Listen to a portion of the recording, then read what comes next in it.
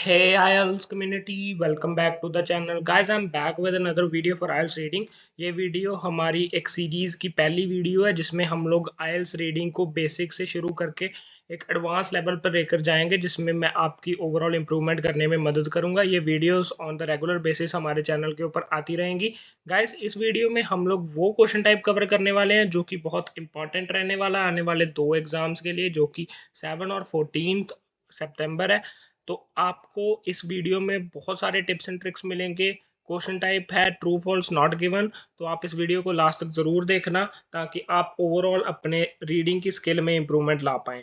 Guys, जो true false not given type of questions होते हैं, इनको सॉल्व करने का तरीका कुछ ज़्यादा डिफिकल्ट नहीं होता है। इसको अलग अलग तरीके से लोग सॉल्व करते हैं।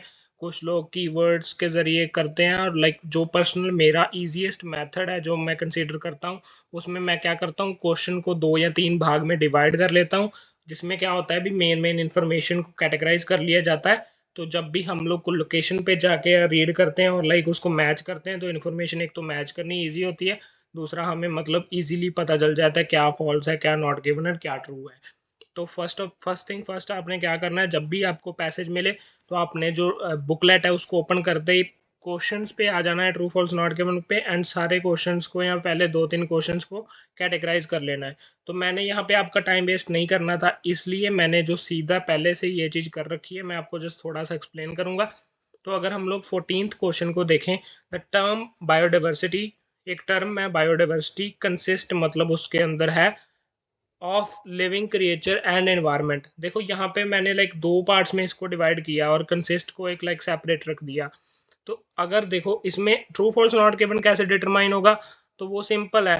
द टर्म बायोडाइवर्सिटी, जो टर्म बायोडाइवर्सिटी एक हमारा कीवर्ड हो गया ना, वो कंसिस्ट करती है किसके लिए, लिविंग क्रिएचर्स और एनवायरनमेंट दोनों को। लिविंग क्रिएचर्स जो जीव जंतु हैं, और एनवायरनमेंट जो हमारे आसपास का ना कुदरत है, वो सारी चीज को कंसिस्ट करती है। अगर तो बायोडाइवर्सिटी इन दोनों चीजों को कंसिस्ट करती है तो ट्रू हो जाएगा, अगर नहीं करती तो फॉल्स हो जाएगा। अगर हमें इनमें से कोई भी इंफॉर्मेशन अलग कॉन्टेक्स्ट में मिलती है या फिर मिलती ही नहीं है, तो नॉट गिवन हो जाएगा। ये बहुत ही ईजी मेथड होता है, और ऐसे ही हम लोग सारे के सारे सॉल्व करेंगे। तो यहाँ पे हमें पहले कीवर्ड मिल चुका है बायोडाइवर्सिटी, तो हम लोग सीधा लोकेशन पे पहुंचते हैं। तो जैसे कि हमारे टॉपिक का नाम ही बायोडाइवर्सिटी है, एंड पहले पैराग्राफ में हमें बहुत जगह पे ये चीज़ देखने को मिलती है। पर अगर हम लोग यहाँ से पॉइंट आउट करें, provides a good working definition, किसी बंदे ने प्रोवाइड की है एक वर्किंग डेफिनेशन, मतलब उसकी एक्सप्लेनेशन दी है किसकी, बायोडाइवर्सिटी की। वो आगे बोलता है बायोडाइवर्सिटी कंप्राइजेस का मतलब consist every form of life, हर एक टाइप की life, from small microbe to large animals, plants, genes, मतलब हर टाइप के एनिमल्स इसमें इंक्लूडेड हैं। Specific characteristics and ecosystem, ecosystem मतलब हमारा आला दुआला, मतलब एनवायरनमेंट। तो हमें यहाँ पे पूरी की पूरी इन्फॉर्मेशन मिलती है। थोड़ी सी हमें लेंथ बढ़ा के इन्होंने यहाँ पे लोकेशन पे दी है, थोड़ी पैराफ्रेज्ड की है, ठीक है, पर इन्फॉर्मेशन हमारी जेन्युइनली मैच कर रही है एक दूसरे से, तो इसलिए हमारा जो आंसर है ट्रू है, क्योंकि हमारी पूरी की पूरी इन्फॉर्मेशन हमें मैच कर रही है। अगर मैं स्पेसिफिकली उसको हाईलाइट करने की कोशिश करूं, तो कंप्राइजेस मतलब consist, every form of life मतलब जो हमारा, हमने वहाँ पे मेंशन किया था अभी, लाइफ जो अलग अलग टाइप के लोग हैं, ये जानवर हैं। और दूसरा इकोसिस्टम मतलब हमारा एनवायरनमेंट। तो हमें सारी इन्फॉर्मेशन यहाँ पे मिल रही है, तो ट्रू ऐसे, ठीक है। यहाँ पे मैं एक्सप्लेन कर रहा हूँ, that is why it's taking time, otherwise you can do it very easily very fastly. सीधा लोकेशन पे जाना है। अगर हम लोग इसके आगे वाले क्वेश्चन पे जाएं, देयर आर स्पीसीज, वो कहता है कुछ स्पीसीज हैं that have not been research, जिनके बारे में रिसर्च नहीं की गई है, because it's unnecessary to study all creatures, क्योंकि वो मानता है भी कोई ज़रूरत ही नहीं है इस चीज़ के लिए, अननेसेसरी चीज़ ही नहीं है, ज़रूरत ही नहीं है। तो अगर तो ज़रूरत नहीं है इनके ऊपर स्टडी करने के लिए, तो ये ट्रू है। अगर है ज़रूरत, नेसेसरी है और हुई नहीं है रिसर्च, तो फॉल्स है। और अगर जो कुछ भी मेंशन्ड नहीं है या हाफ ऑफ द इंफॉर्मेशन मिल रही है, तो नॉट गिवन है। Let's go straight on into the location. So अगर हम लोग यहाँ पे बी पैराग्राफ में आकर देखें, तो इस पूरे पैराग्राफ में हमें ये इन्फॉर्मेशन मिल रही हैं। अगर हम लोग यहाँ से रीड करना चालू करें, सम 1.2 मिलियन स्पीसीज और एंड एनिमल एंड जो प्लांट स्पीसीज हैं, ये वाली वो क्लासीफाई हो चुकी हैं, but the well being only a fraction have been assessed and उसके बाद जो ये नीचे है उसमें the resources are simply not available, भी रिसोर्सेज अवेलेबल नहीं है, मतलब इन्फॉर्मेशन ही नहीं अवेलेबल है। जो आईयूसी की रिपोर्ट है उसमें वो लोग बताते हैं भी जो 4% है ना, जो ऊपर वाले 1.2 मिलियन और लाइक उसमें से उनके बारे में ही हमें पता है। एंड जो बाकी है उनके ऊपर अभी भी रिसर्च होनी बाकी है। तो हमें यहाँ पे इंफॉर्मेशन जो मिल रही है ना वो क्वेश्चन से कॉन्ट्राडिक्ट कर रही है। क्वेश्चन क्या कर रहा है, there are species that have not been researched. वो कहता है स्पीसीज है जो रिसर्च नहीं की है and because it's unnecessary to study.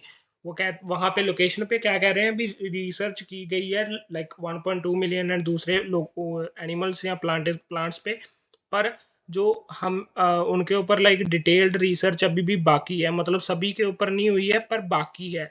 उन्होंने ये नहीं कहा भी अननेसेसरी है। तो हमारी इन्फॉर्मेशन यहाँ पे कॉन्ट्राडिक्शन के कारण फॉल्स आ रही है। अगर हम लोग अगले क्वेश्चन के ऊपर मूव ऑन हो 16 के ऊपर, it is not necessary to investigate all creatures in certain places. वो कहता है भी ज़रूरी नहीं है भी हमें सारे क्रिएचर्स के ऊपर रिसर्च करनी चाहिए। तो हम लोग इसके लोकेशन पे चलते हैं।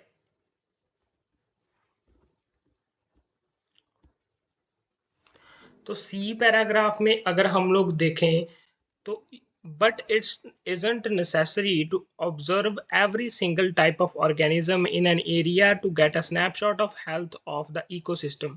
वो कहता है भी जरूरी नहीं है भी हम लोग हर एक जो जानवर है या फिर मतलब ऑर्गेनिज्म है उसके ऊपर रिसर्च करें और उसकी हेल्थ के बारे में पता लगाएं। तो ये वो कहता है भी ज़रूरी नहीं है। क्वेश्चन में अगर देखें तो क्वेश्चन क्या कह रहा है, it's not necessary to investigate all creatures in certain places. तो वही सेम सिचुएशन हमें वहाँ पे देखने को मिल रही है जहाँ पे वो लोग हमें बता रहे हैं भी जो ज़रूरी नहीं है हर एक ऑर्गेनिज्म को डिफरेंट एरियाज में रिसर्च करने की, इसलिए हमारा जो आंसर है ट्रू है। अगर हम लोग 17th क्वेश्चन नंबर पे चलें, the press more often than not focuses on animal well known.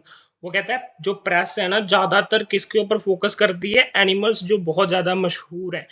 Of more often than not एक इडियोमेटिक फ्रेज है जिसका मतलब होता है बहुत ज्यादा बार। ठीक है, तो अगर प्रेस जो ज्यादातर इनके ऊपर फोकस करती है जो एनिमल्स बहुत मशहूर है तो वो तो ट्रू है, अगर नहीं करती तो फॉल्स है, अगर कुछ भी नहीं बताया तो नॉट गिवन है। Let's go into the location and let's check that out. तो अगर हम लोग डी पैराग्राफ में देखें तो शुरू में हमें मीडिया मिल रहा है।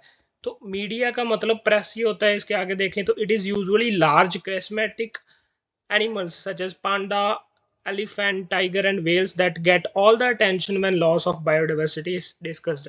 हमें यहाँ पे पूरी लोकेशन मिल रही है। वो बोल रहे हैं कि जो मीडिया है ना वो ज़्यादातर बड़े एनिमल्स जो फेमस एनिमल्स हैं, जैसे ये उन्होंने कुछ एग्जांपल्स दिए, उनके ऊपर ही अटेंशन देती है जब भी बायोडाइवर्सिटी की कमी की बात की जाती है। तो यहाँ पे क्वेश्चन भी सेम बात कह रहा है। क्वेश्चन ने क्या कहा भी जो प्रेस ऑफन और not focuses on animals well known, भी वो ज्यादातर मतलब एनिमल्स जो बहुत ज्यादा फेमस है उनके ऊपर फोकस करती है। तो इन्फॉर्मेशन हमें सीधी सीधी सेम सेम मिल गई, मतलब ट्रू है हमारी इन्फॉर्मेशन। तो 17 का आंसर जो हमारा है ट्रू। अगर हम लोग उसके आगे वाले क्वेश्चन के ऊपर मूव ऑन हो, there is a successful case that cactus moth play a positive role in US. देखो यहाँ पे हमें तीन पार्ट्स में इन्फॉर्मेशन टूटती है। कैक्टस मॉथ हमारा कीवर्ड है और यूएस भी। तो अगर तो पॉजिटिव रोल प्ले किया है कैक्टस मॉथ ने यूएस में तो ट्रू है, अगर नहीं किया फॉल्स, और अगर कुछ भी नहीं बताया तो not given. Let's go straight into the location. So अगर हम लोग जी पैराग्राफ में सबसे नीचे देखें, it solves the cactus menace but unfortunately some of the moths have now reached the US mainland. भी यूएस में पहुंच चुके हैं ये cactus moth. Borne on wind और टूरिस्ट लगेज, ये दो रास्तों से वो पहुंचे हैं। Where they are devastating the native cactus population. Devastating होता है नेगेटिव इम्पैक्ट होना या खराब करना या खराब उसको ख़त्म करना।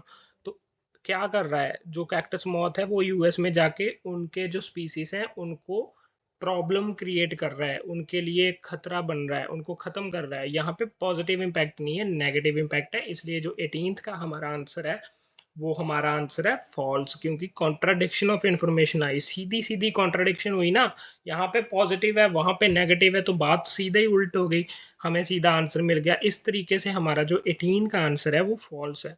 अगर हम लोग 19 की बात करें तो इसकी भी लोकेशन हमें रेयरली ही कहीं पे देखने को मिलती है, इसलिए ये उस टाइप का नॉट गिवन है जिसमें इंफॉर्मेशन मिलती ही नहीं है। और उसके अगले वाले का देखें तो 20th में इंफॉर्मेशन हमें बहुत मिनिमल इन्फॉर्मेशन मिली है, वो इन्फॉर्मेशन हमें ऑलमोस्ट यहाँ पे देखने को मिलती है आई पैराग्राफ में, बट हमें फुल इन्फॉर्मेशन जो पूरी की पूरी मैच करे वो इन्फॉर्मेशन नहीं मिलती, इसलिए जो 19 एंड 20 है वो हमारे नॉट गिवन है। यहाँ से हमें ये पता लगता है भी जो नॉट गिवन होता है उसमें कई बार एक दो शब्दों की इन्फॉर्मेशन या एक पार्ट ऑफ द क्वेश्चन की इन्फॉर्मेशन हो सकती है, बट अगर हमें पूरी इन्फॉर्मेशन नहीं मिलती तो वो ना ही हम फॉल्स कह सकते हैं ना ही हम नॉट गिवन ट्रू कह सकते हैं। उस केस में अगर हमें थोड़ी इन्फॉर्मेशन मिलती है तो वो नॉट गिवन ही रहता है। तो this is how I have solve true false not given. अगर आपको कहीं पे भी कोई भी डाउट रहा आप कमेंट सेक्शन में हमसे रीच आउट कर सकते हैं। अगर कोई भी हेल्प चाहिए किसी और मॉड्यूल में आप हमें टेलीग्राम या फिर इंस्टाग्राम पे पहुंच सकते हैं। I would try to help you through your IELTS journey. आते हैं नई वीडियो के साथ जो कि नेक्स्ट होगी रीडिंग के ऊपर ही।